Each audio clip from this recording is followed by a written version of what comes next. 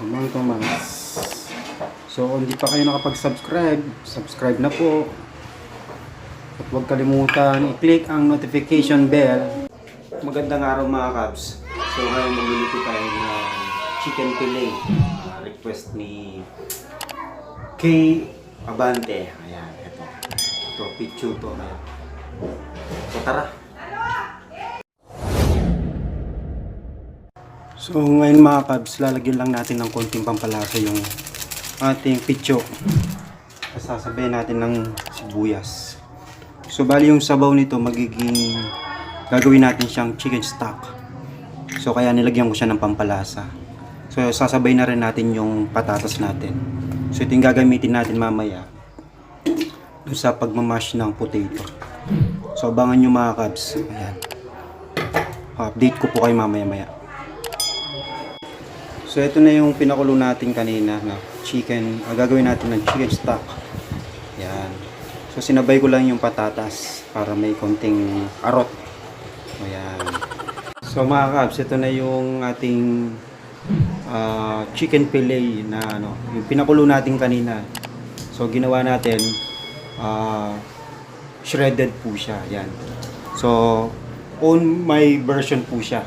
Ito. So, titimplahan po na natin ng 3 pirasong itlog. Tapos, lagay natin yung minced onion.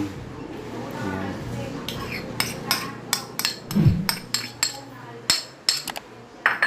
Tapos, yung minced garlic. Ayan.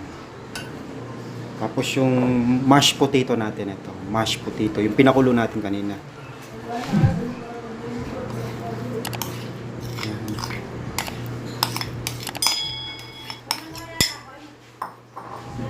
Tapos titimplan din natin ng konting black ground pepper.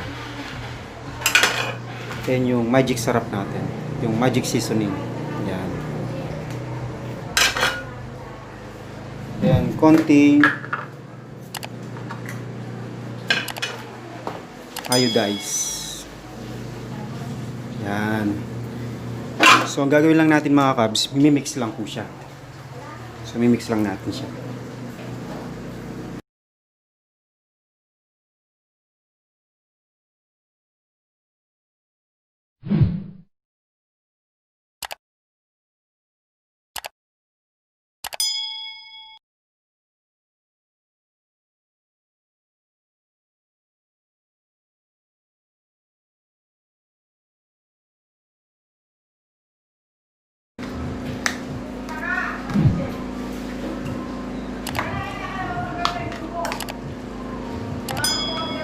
Pare-pares yung ano niya. Ayan.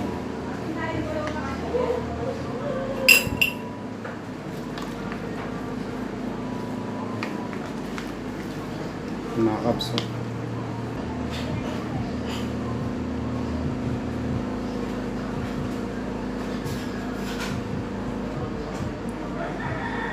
So ito na mga Kabs, mainit-init na yung mantika natin. So dapat deep fry siya.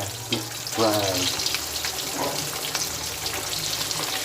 Tinamay ko na lang mga Kabs. So sa gitna. Ayun.